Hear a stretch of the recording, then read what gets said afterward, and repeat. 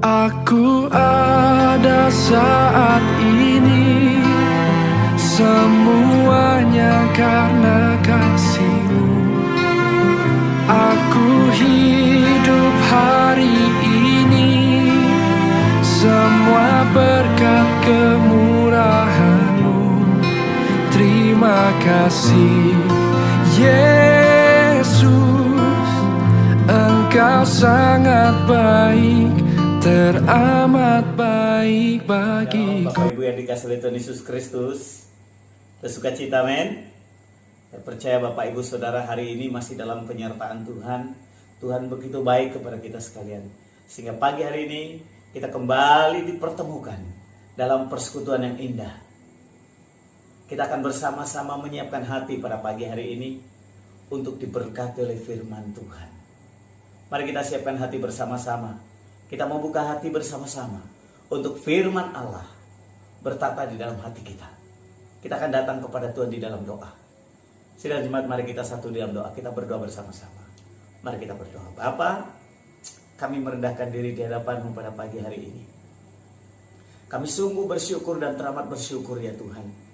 Jikalau pagi hari ini Engkau masih memberikan kekuatan dan kesehatan kepada kami untuk boleh datang kepada-Mu. Bapa, kami mau merendahkan diri dan menyerahkan waktu ini sepenuhnya. Kalau kami mau bersama-sama mendengar suara Tuhan, berbicara Roh Kudus melalui hamba-Mu, pakai hamba-Mu ini Tuhan dengan penuh kuasa-Mu. Biarlah Roh Allah saja bekerja di dalam hamba-Mu dan melalui hamba-Mu. Kami mau siap menikmati firman Tuhan. Kami tahu Tuhan, ketika kami mendengarkan firman Tuhan, ketika kami berdiam diri untuk mendengar firman Allah, iblis tidak mau tinggal diam. Karena itu Bapa, kami mau menyerahkannya waktu ini sepenuhnya. Dari permulaan, pertengahan sampai dan berakhirnya nanti, Tuhan saja bekerja di tengah-tengah kami. Kami mempertaruhkan waktu ini ke dalam tangan kuasa-Mu. Segala kuasa-kuasa yang bukan daripada Allah asalnya, yang ingin mengambil alih firman ini, yang ingin mengganggu konsentrasi kami untuk mendengar firman Tuhan, kami pertaruhkan di dalam nama Yesus Kristus. Biarlah Roh Tuhan bekerja di tengah-tengah kami. Terpujilah nama Bapa, kekal untuk selama-lamanya. Kami siap untuk mendengar firman di dalam nama Tuhan Yesus Kristus, nama di atas segala nama itu. Kami berdoa dan mengucap syukur. Haleluya. Amin. Bapak Ibu yang dikasihi oleh Tuhan Yesus Kristus, untuk mendasari renungan kita pada hari ini, saya rindu semua kita membuka firman Allah. Saya rindu semua kita siapkan Alkitab kita masing-masing. Kita akan membaca firman Tuhan bersama-sama. Kita akan mendasari renungan kita pada pagi hari ini. Kita akan membaca satu firman Tuhan yang terambil di dalam Injil Matius pasal yang ke-6. Kita akan membaca firman Tuhan bersama-sama. Matius pasal 6 ayat 15. Ayat 5 sampai yang ke-15 maksud saya. Kita membaca Matius pasal 6 ayat 5 sampai yang ke-15. Saudara sudah menemukan firman Tuhan ini. Saya ingin mengajak kita membaca bersama-sama.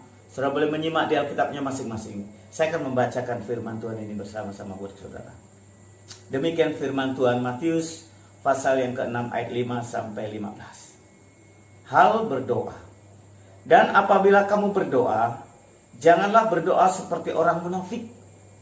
Mereka suka mengucapkan doanya dengan berdiri dalam rumah-rumah ibadat dan pada tikungan-tikungan jalan raya, supaya mereka dilihat orang. Aku berkata kepadamu, sesungguhnya mereka sudah mendapat upahnya. Tetapi jikalau engkau berdoa, masuklah ke dalam kamarmu, tutuplah pintu, dan berdoalah kepada Bapamu yang ada di tempat tersembunyi. Maka Bapamu yang melihat yang tersembunyi akan membalasnya kepadamu. Lagi pula dalam doamu itu janganlah kamu bertele-tele seperti kebiasaan orang yang tidak mengenal Allah. Mereka menyangka bahwa karena banyaknya kata-kata doanya akan dikabulkan. Jadi janganlah kamu seperti mereka, karena Bapamu mengetahui apa yang kamu perlukan sebelum kamu minta kepadanya. Karena itu berdoalah demikian. Bapa kami yang di surga, dikuduskanlah namamu. Datanglah kerajaanmu, jadilah kehendak-Mu di bumi seperti di surga. Berikanlah kami pada hari ini makanan kami yang secukupnya. Dan ampunilah kami akan kesalahan kami, seperti kami juga mengampuni orang yang bersalah kepada kami. Dan janganlah membawa kami ke dalam pencobaan, tetapi lepaskanlah kami daripada yang jahat. karena Engkaulah yang mempunyai kerajaan dan kuasa dan kemuliaan sampai selama-lamanya. Karena jikalau kamu mengampuni kesalahan orang, Bapamu yang di surga akan mengampuni kesalahanmu juga. Tetapi jikalau kamu tidak mengampuni orang, Bapamu juga tidak akan mengampuni kesalahanmu. Demikianlah sabda Tuhan. Berbahagialah saudara yang boleh membaca firman Allah ini, dan bila terberkati saudara juga yang melakukannya di dalam kehidupan sehari-hari. Saudaraku yang dikasihi oleh Tuhan Yesus Kristus, doa Bapa kami adalah bentuk doa yang sempurna yang diajarkan oleh Yesus Kristus kepada murid-muridnya. Doa Bapa kami ini memuat semua unsur penting yang harus kita minta dan kita nyatakan kepada Tuhan. Salah satu seperti dalam ayat yang ke-12 tadi. Ayat yang ke-12 tadi dikatakan seperti demikian. Dan ampunilah kami akan kesalahan kami, seperti kami juga mengampuni orang yang bersalah kepada kami. Sidang Jemaat yang dikasihi Tuhan Yesus Kristus, ternyata melalui pembacaan firman Tuhan hari ini, khusus ayat yang ke-12 tadi, saat kita berdoa, kita harus sadar, kita harus mengakui diri kita di hadapan Tuhan, bahwa kita ini masih banyak kelemahan, bahwa kita ini masih banyak kekurangan. Dan untuk itu kita harus selalu mohon belas kasihan dan pengampunan dari Tuhan. Karena hanya Yesuslah, karena hanya Dialah yang sanggup memberikan pengampunan kepada kita. Dan bahwa sesungguhnya pengampunan itu hanya tersedia dalam Kristus Yesus karena pengorbanannya di atas kayu salib. Hari ini sidang jemaat yang dikasihi Tuhan Yesus Kristus, kita akan belajar secara khusus tentang pengampunan, tentang pertobatan. Maka melalui pembacaan firman Tuhan ini, kita akan belajar satu tema, yaitu hidup dalam pertobatan. Saudaraku yang dikasihi Tuhan Yesus Kristus, ayat yang ke-12 secara khusus mau mengatakan bahwa, dan ampunilah kami akan kesalahan kami, seperti kami juga mengampuni orang yang bersalah kepada kami. Doa Bapa kami mencakup banyak hal yang kita mau naikkan atau panjatkan. Mencakup banyak unsur yang penting yang kita mau lakukan. Dan khusus dalam ayat yang ke-12 tadi, ada satu pengajaran ternyata di dalam doa itu juga untuk supaya kita mengampuni orang yang bersalah. Nah, ini adalah bentuk hidup di dalam pertobatan. Mengampuni orang yang bersalah. 2000 tahun yang lalu, Yesus mati di kayu salib untuk menebus segala dosa dan pelanggaran kita umat manusia. Saudara dan saya manusianya akan menerima karya kematian dan kebangkitan Kristus itu jika manusia, jika saudara mau datang dan percaya kepadanya. Setelah percaya, Alkitab mengatakan kita harus minta ampun dan mengakui segala dosa dan pelanggaran kita. Sebab pengampunan tidak secara otomatis diberikan. Saya ulangi Bapak Ibu, Alkitab mengatakan kita harus minta ampun dan mengakui segala dosa dan pelanggaran kita. Sebab pengampunan tidak secara otomatis diberikan.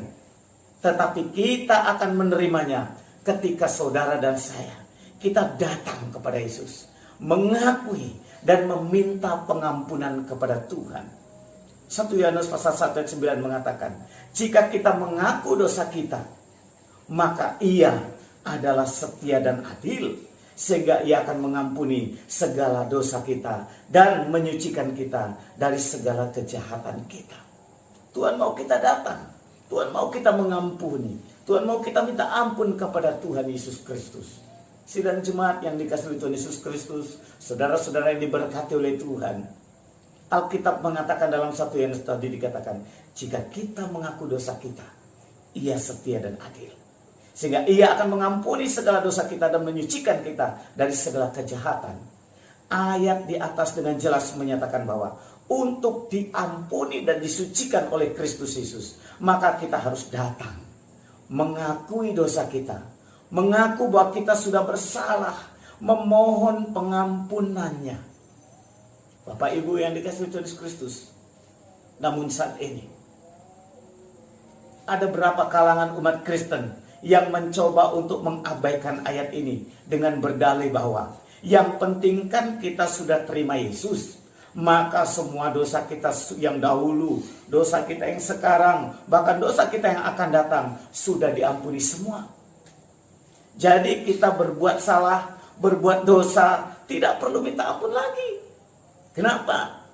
Karena kita sudah diampuni. Nah, disinilah Bapak Ibu yang sering kali terjadi kesalahan. Di sini letak kesalahannya. Memang Kristus sudah mati untuk semua dosa kita. Tetapi untuk menerima pengampunan itu secara pribadi, maka kita harus datang mengakuinya. Setelah itu kita akan menerima pengampunan dosa tersebut secara pribadi. Saya akan menyampaikan satu ilustrasi. Demikian. Ini tentang ATM dengan nilai uang yang ada di dalamnya 50-an juta. Jadi Bapak Ibu Saudara yang dikasihi oleh Tuhan Yesus Kristus, pengampunan itu saya mau katakan sama seperti ATM. Seorang yang diberikan kartu ATM, misalnya dalam ATM itu isinya 50 juta.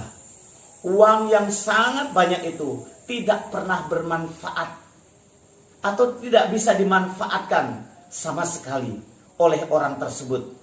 Kalau tanpa orang itu datang ke ATM, mengambil ATM. Padahal itu uang saudara. 50 juta itu uang saudara. Tapi kalau saudara tidak datang ke ATM, kemudian saudara mengambil uang ATM itu, bahwa saudara tidak mengambil sejumlah uang yang ada di ATM itu, yang dia perlukan untuk dipakai dan dibelanjakan, saudara tidak akan bisa menggunakan uang saudara. Padahal itu uang saudara. Saudara harus melakukan transaksi dulu di ATM. Saudara harus mengetik dulu di ATM, yaitu dengan menggunakan kartu ATM tersebut. Barulah setelah itu dia akan mengeluarkan uang itu, saudara akan menikmati uang itu. Itu uang saudara di ATM itu.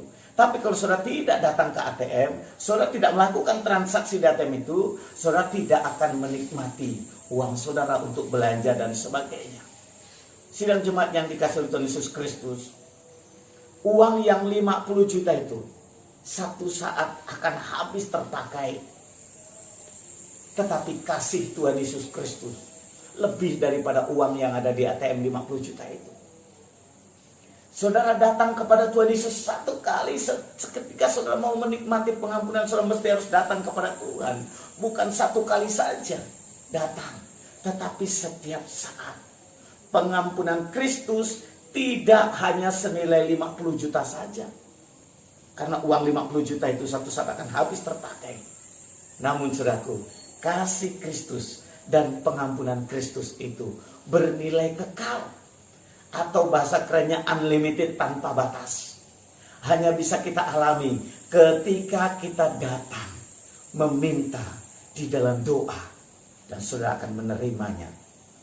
Datang kepada Tuhan Yesus Kristus dan mengakui dosa kita dan mengakui segala pelanggaran kita itu sama dengan hidup di dalam pertobatan. Saya ulangi Bapak Ibu, datang kepada Tuhan Yesus Kristus, mengakui segala kesalahan kita, segala pelanggaran kita di hadapan Tuhan, kita datang kepada Dia, itu sama dengan saudara hidup dalam pertobatan. Sadar, akui dan bertobat dari segala kesalahan kita. Itulah kehendak Tuhan. Banyak orang hanya mengakui sebagai orang Kristen saja. Banyak orang menyatakan diri hanya sebagai orang Kristen saja. Banyak orang mengaku sebagai orang Kristen saja, tetapi tidak hidup di dalam pertobatan. Mereka tidak pernah menyadari dan tidak pernah mau mengakui kesalahannya. Tidak pernah mau mengakui dosanya, untuk dengan rendah hati datang kepada Tuhan Yesus, minta ampun kepada Tuhan. Karena kita seringkali membanggakan diri. Aku tidak mau rendah hati di hadapan Tuhan, tidak mau mengakui kesalahan. Yang ada di pikirannya hanyalah, yang penting saya sudah percaya Yesus, sudah. Tidak perlu bertobat dari dosa, tidak perlu mengakui dosa. Atau kita tidak mau melepaskan kehidupan lama kita, karena semua sudah diampuni di kayu salib. Bapak Ibu, ini adalah pikiran yang tidak mau hidup dalam pertobatan.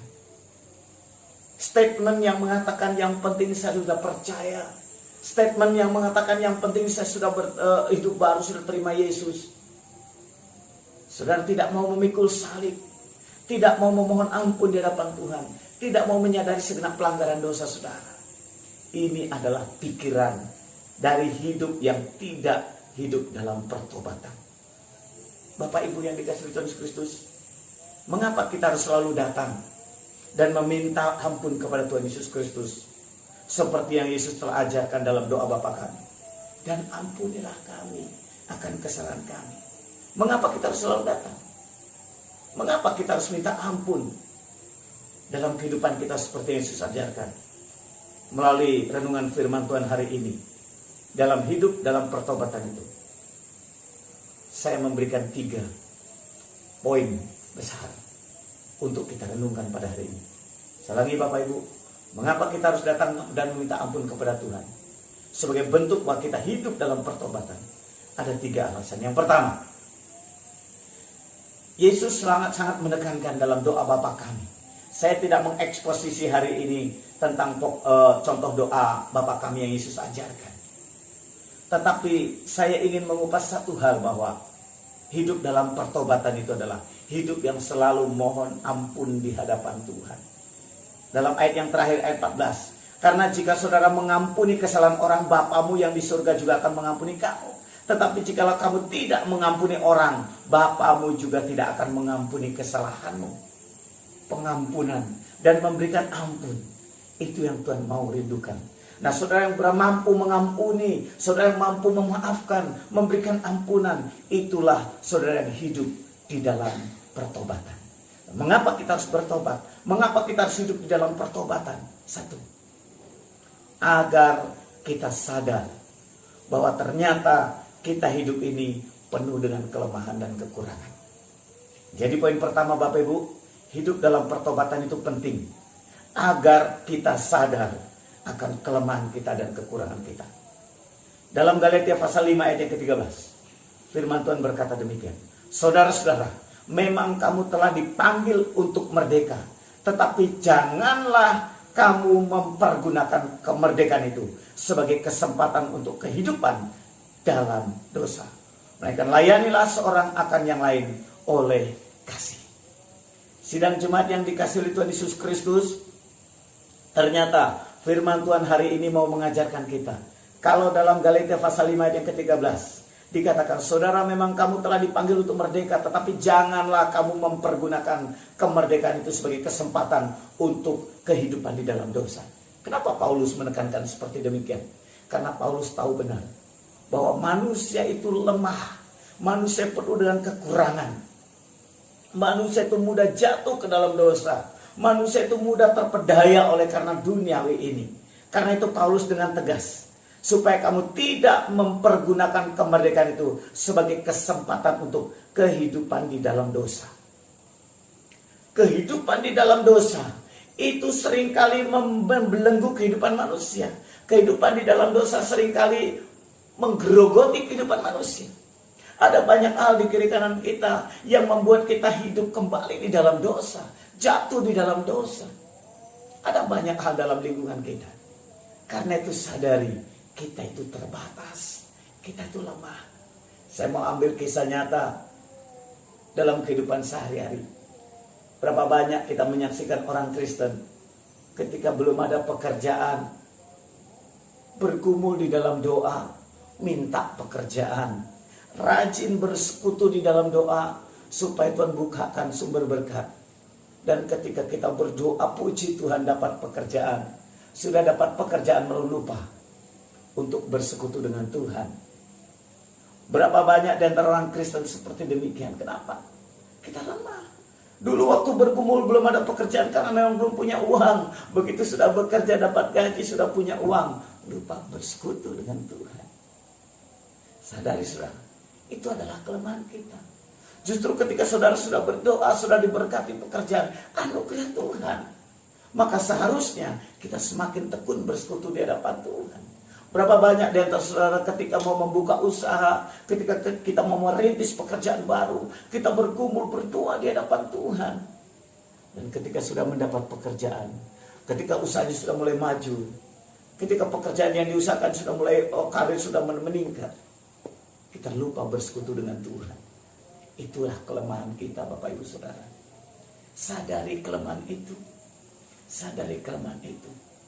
Sidang jemaat yang dikasihi Tuhan Yesus Kristus, Bapak Ibu yang sudah berumah tangga. Di dalam rumah tangga seringkali kita juga diperhadapkan banyak hal lika-liku dalam rumah tangga. Lika-liku dalam rumah tangga. Kenapa ada begitu banyak rumah tangga di luar sana berantakan, kacau? Berantakan, kenapa? Karena kita tidak kuat akan janji setiap kita waktu pernikahan. Kita mulai melihat ke kiri dan ke kanan.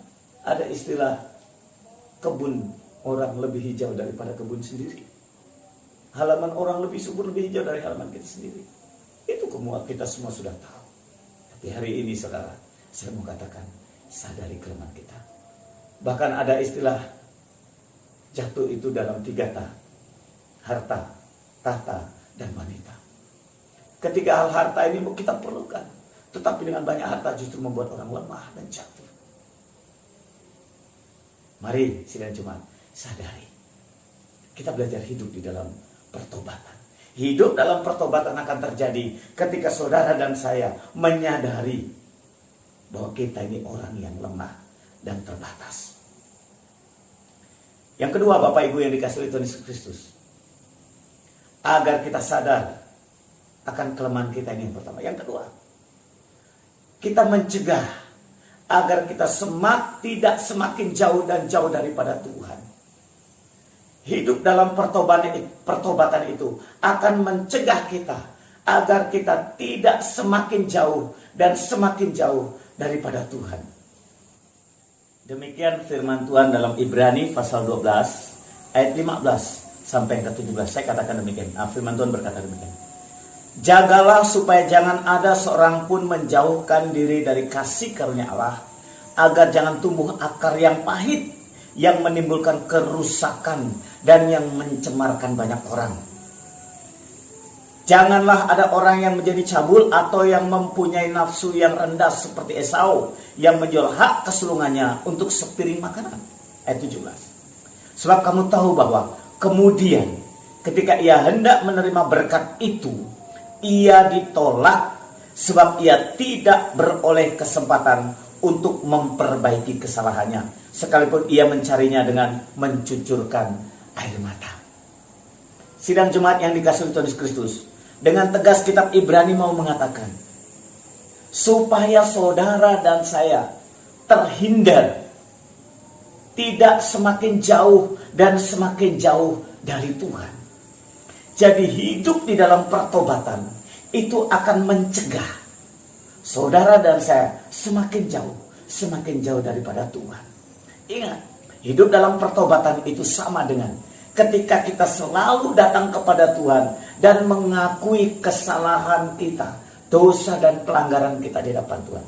Saudara, ketika kita selalu mengintrospeksi diri di hadapan Tuhan, ketika kita selalu mengintrospeksi diri, mengakui kesalahan kita sepanjang hari yang kita lakukan, kita mengakui pelanggaran kita di hadapan Tuhan, disitulah akan mencegah kita untuk tidak semakin jauh dan semakin jauh dari Tuhan. Ada istilah dosa beranak dosa. Artinya, sebuah dosa jika tidak cepat-cepat diakui dan dibereskan, akan selalu melahirkan dosa berikutnya. Akan selalu melahirkan dosa berikutnya. Dosa berikutnya akan terus kita tanpa sadar. Sebut saja, kalau kita mulai berbohong kecil, mungkin saudara anggap itu bohongnya kecil. Saudara tidak sadari, besok akan melakukan bohong yang lain lagi. Dan itu tanpa sadar semakin menjauhkan saudara dari Tuhan. Karena saudara menjadi suatu kebiasaan berbohong itu. Bahkan untuk meyakinkan teman rela berbohong. Sadarkah? Kalau dari kecil kita mulai berbohong kecil, berbohong sederhana, nanti akan menjadi kebohongan yang membesar. Dan itu akan menjadi sebuah kebiasaan. Dan sadar atau tidak sadar, itu adalah sebuah kesalahan yang lama-lama menjauhkan saudara dari kasih Allah. Sadari Bapak Ibu. Sadari saudara muda. Sadari saudara remaja-remaja sekalian. Ketika saudara mau menyadari, mulai bohong itu adalah akan lama-lama menjauhkan saudara dari Tuhan. Mungkin ada di antara saudara mendengarkan hari ini, saudara berpengalaman. Akui di hadapan Tuhan. Akui di hadapan Tuhan hari ini. Itulah hidup di dalam pertobatan. Penulis kitab Ibrani dengan tegas, dia mengatakan, janganlah supaya jangan ada seorang pun menjauhkan diri dari kasih Allah. Jangan biarkan engkau menjauhkan diri dari kasih Allah. Allah senantiasa mengasihi saudara. Allah tetap mengasihi saudara. Allah rindu sekali mengasihi saudara. Tetapi sadarkan saudara, bahwa saudara yang justru semakin hari semakin menjauhkan diri dari kasih Tuhan. Berapa banyak mungkin ketika saudara dan saya berkomunikasi dengan sidang jemaat Tuhan sekalian. Saya berkata, apa kabar? Kenapa minggu kemarin saudara tidak ibadah? Jawaban saudara apa? Benarkah jawaban saudara? Atau untuk menyenangkan hati seorang hamba Tuhan, saudara menjawab asal-asalan. Sadarkah itu sebuah kebohongan? Tetapi hari ini, biarlah saudara kita belajar. Minta ampun sama Tuhan. Datang kepada Tuhan. Supaya kasih Allah itu akan menjadi nyata. Yang terakhir Bapak Ibu, yang ketiga. Yang ketiga, kita harus siap sedia kapanpun dia datang untuk menjemput kita. Hidup dalam pertobatan, mengakui kesalahan, meminta ampun kepada Tuhan, itu adalah hidup dalam pertobatan. Hidup dalam pertobatan itu akan membuat kita siap sedia kapanpun dia datang untuk menjemput kita. Maaf sekali lagi, saya mohon maaf.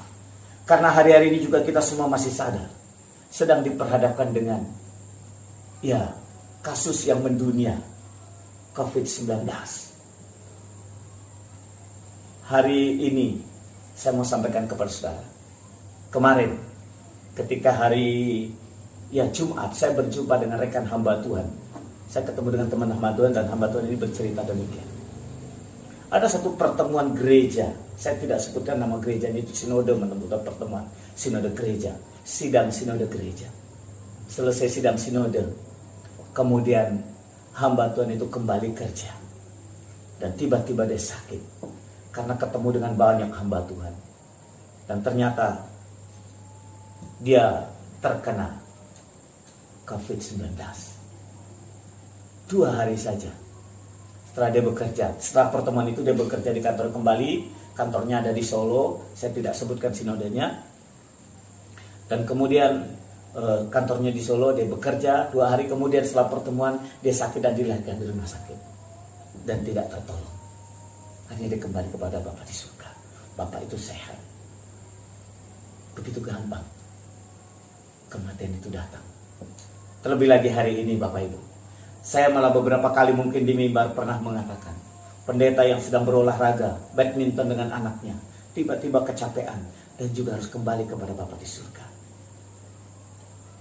Hidup di dalam pengampunan akan membuat saudara dan saya selalu siap sedia kapanpun dia datang untuk menjemput kita. Alkitab mengajarkan agar kita selalu hidup dalam perdamaian dengan Tuhan Yesus Kristus. Kristus sudah memperdamaikan kita dengan Bapa di surga oleh darahnya yang mahal. Respon kita itulah. Respon kita terhadap kasih Tuhan itulah. Dengan hidup di dalam pengudusan. Hidup dalam perdamaian dengannya. Hidup dalam pertobatan. Sehingga hidup inilah yang akan mempersiapkan saudara sampai kedatangan Kristus kedua kali untuk menjemput gerejanya, untuk menjemput saudara dan saya. Mari Bapak Ibu yang dikasihi oleh Tuhan Yesus Kristus, mari izinkan Tuhan Yesus Kristus untuk terus menyelidiki hidup kita, sehingga kita siap sedia kapanpun Dia akan datang menjemput kita. Di dalam doa Bapa kami ditegaskan, ampunilah kami seperti kami mengampuni orang yang bersalah kepada kami. Ini bukan contoh doa Bapak Ibu. Ini harus menjadi patron dalam hidup. Ini harus menjadi aplikasi dalam hidup. Ini harus diterapkan dalam hidup kita. Yaitu hidup di dalam pertobatan. Ketika saudara hidup dalam pertobatan, ketika saudara selalu datang kepada Tuhan, mohon ampun di hadapan Tuhan, itu sedang mempersiapkan saudara dan saya untuk kita siap sedia kapanpun Dia datang menjemput kita. Mari Bapak Ibu yang dikasihi Tuhan Yesus Kristus, 2 Petrus pasal 3 ayat 14 berkata demikian. Sebab itu saudara-saudara yang kekasih, sambil menantikan semuanya ini, kamu harus berusaha supaya kamu kedapatan tak bercacat dan tak bernoda di hadapannya di dalam perdamaian dengan Dia.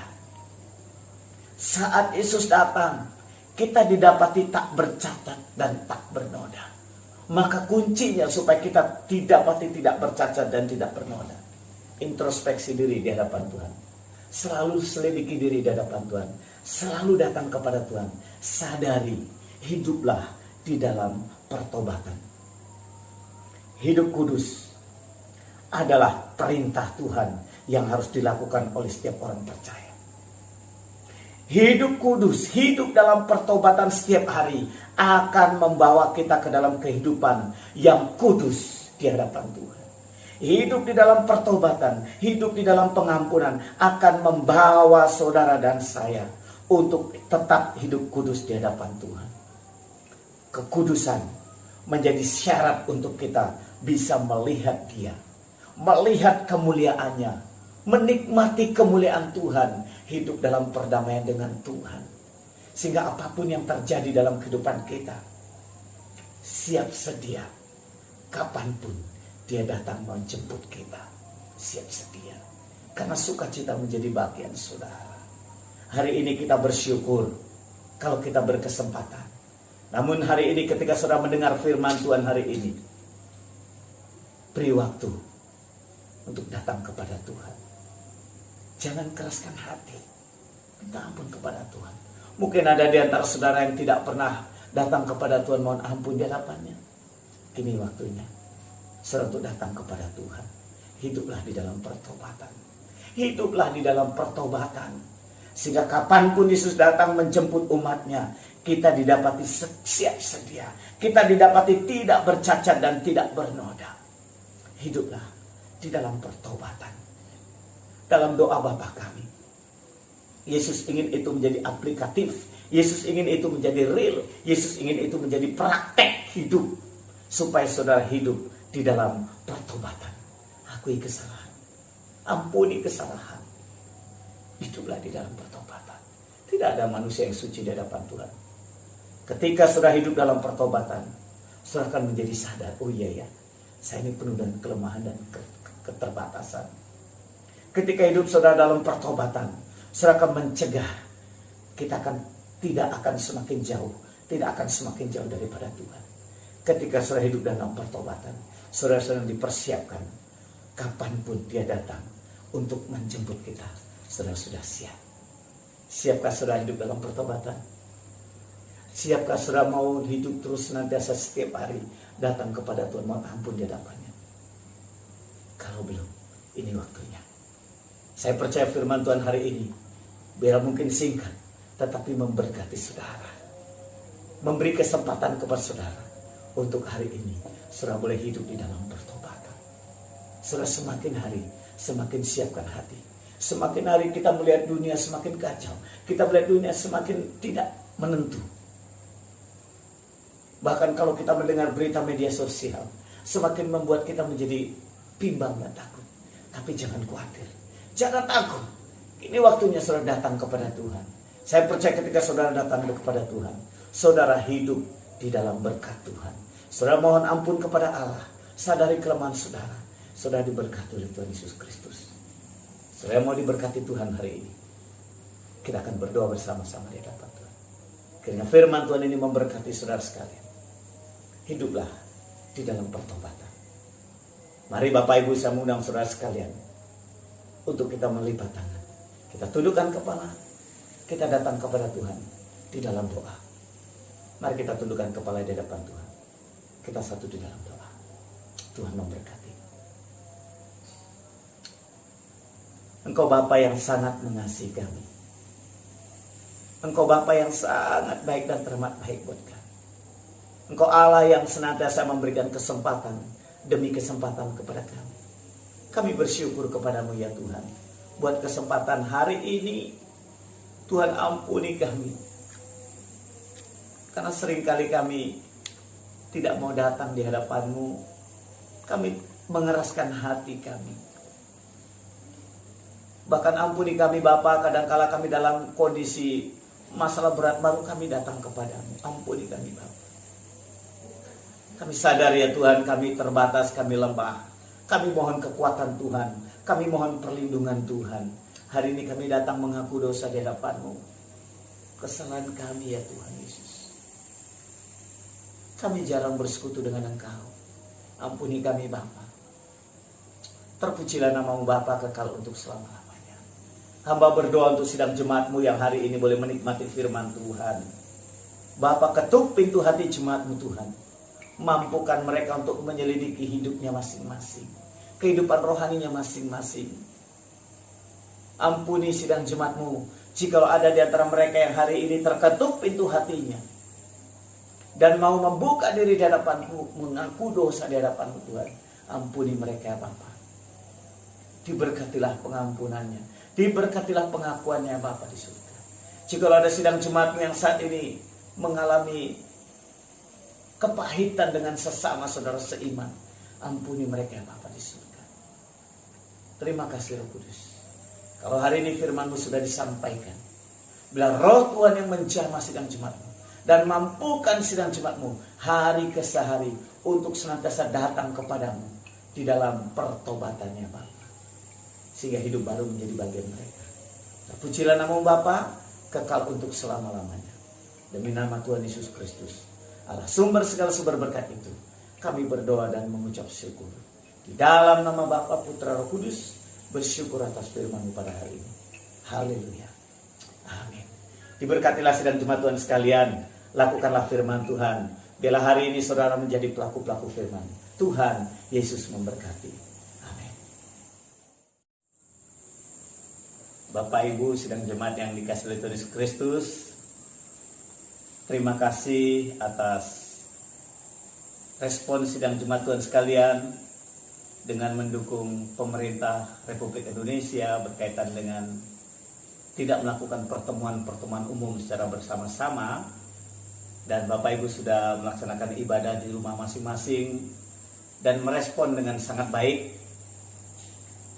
Terima kasih juga secara khusus bagi Bapak Ibu yang sudah meresponi. Dan bentuk responnya keluarga-keluarga nonton bareng, doa bersama, dan hasil responnya diinformasikan di grup kita. Anak-anak muda jangan kalah dengan orang tua. Ada keluarga Pak Silus, keluarga Ibu Marta, keluarga Pak Dedi, dan yang lain-lainnya yang sudah merespon. Terima kasih. Tingkatkan minggu-minggu ini dan seterusnya untuk merespon. Sekali lagi saya mau katakan buat anak-anak muda, engkau teknologi lebih hebat dari bapak-bapak atau keluarga jemaat dewasa. Mari respon dengan baik. Jangan justru gunakan kesempatan ini untuk memberi kesempatan kepada iblis. Kemudian kita tidak bisa mengambil kesempatan. Mari di kesempatan minggu masih diberikan kesehatan oleh Tuhan, gunakan. Kita satu sama-sama jam 9, jangan lupa siapkan waktu, siapkan diri. Mungkin bagi anak muda yang nonton atau menyaksikan atau ibadahnya di HP, ya gunakan HP. Mungkin keluarga yang bisa menggunakan HP dikonekkan di televisi, wow itu jauh lebih menikmati sekali. Atau mungkin anak-anak muda yang boleh minta izin sama keluarga, konekkan HP-nya di televisi, siapa tahu keluarga diberkati dengan firman Tuhannya. Mari ya sidang jemaat Tuhan Yesus Kristus, ini anugerah Tuhan kalau saudara bisa beribadah di rumah, boleh menjadi saksi bagi keluarga, bukan? Lanjutkan, dan saya percaya di minggu ini dan seterusnya, di minggu ini minimal akan lebih banyak lagi jemaat GKMI dan tidak ada yang ketinggalan untuk beribadah bersama di keluarga. dan meresponinya dengan kita belajar contoh dari keluarga-keluarga yang sudah mempost balik ke grup peribadahan saudara di rumah. Saya percaya saudara akan melakukannya dengan sukacita. Tuhan Yesus memberkati. Sampai ketemu berikutnya.